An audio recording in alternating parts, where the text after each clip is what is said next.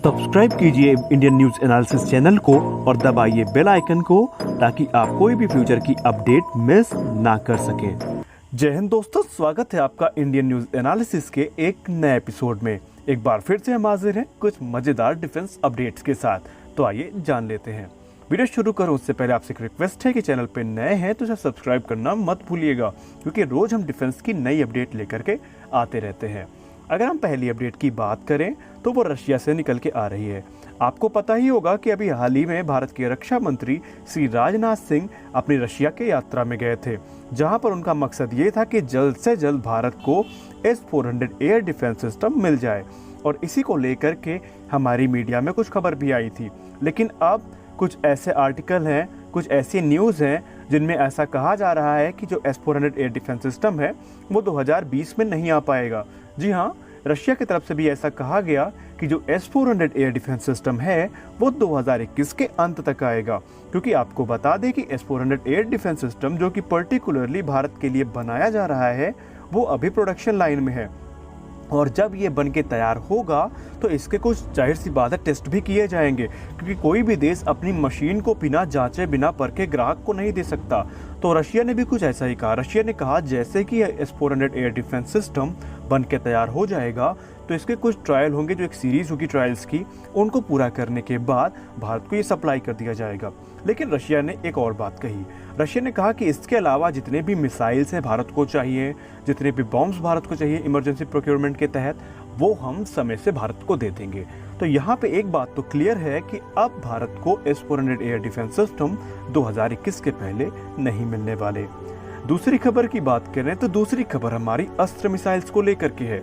आपको पता है, और मैंने अपने डिफेंस न्यूज के इस वीडियो पे बताया था कि भारत में डिफेंस एक्विजिशन काउंसिल ने भारतीय वायुसेना के लिए 248 अस्त्र मिसाइल की खरीद को मंजूरी दे दी है।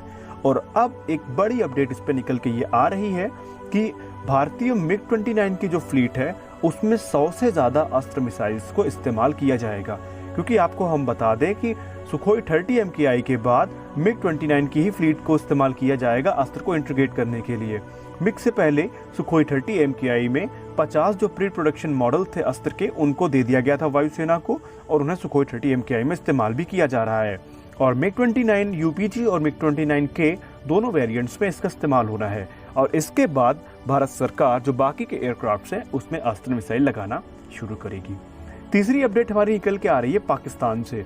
पाकिस्तान सरकार पूरी तरीके से कोरोना कंट्रोल करने में फेल हो चुकी है।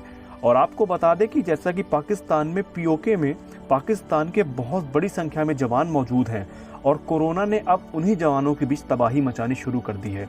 हाल ही में निकल के आई एक रिपोर्ट में ऐसा कहा गया कि पाकिस्तानी सेना के तकरीबन POK में 2600 से ज्यादा जवान कोरोना पॉजिटिव हैं, जिनमें से 53 की मौत हो चुकी है। और बड़े पैमाने पर जो ये वायरस है वो उनके आर्मी कैंप में फैल रहा है। लेकिन इस पे अभी पाकिस्तानी सरकार का कोई आंकड़ा नहीं आया है। और जो डिफेंस एक्सपर्ट्स हैं उनका ये कहना है कि मरने वालों की संख्या बेशक बहुत ज़्यादा होगी, क्योंकि ये जो रिपोर्ट निकल के आई है वो अनऑफिशियल सोर्सेज से आई है। अगली अपडेट की अगर हम बात करें तो वो हमारी साउथ चाइना सी से है। भारत चाइना और के विवाद के बाद पूरी दुनिया में दो गुट बनते दिख रहे हैं। एक लुच्चों का ग्रुप है जिसमें पाकिस्तान है, चाइना है और उसी तरह के दो कौड़ी के देश वहाँ पे मौजूद हैं। दूसरी सुपर पावर्स में भारत, जापान, ऑस्ट्रेलिया जैसे देश हैं जो चाइना को काउंटर करने के लिए हर प्रयास कर रहे हैं।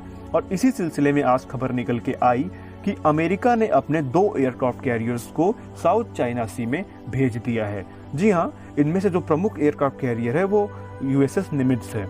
और यहाँ पे अमेरिका का ये कहना है कि साउथ चाइना सी एक विवादित क्षेत्र है जहां पर किसी प्रकार के सैन्य अभ्यास को नहीं मंजूरी दी जा सकती। लेकिन चाइना ने सारे नियम को तार करके वहां पर अपना युद्ध अभ्यास शुरू किया और हम इसका विरोध करते हैं। और अब अमेरिका वहां पर अपनी पूरी फ्लीट के साथ पहुंच चुका है।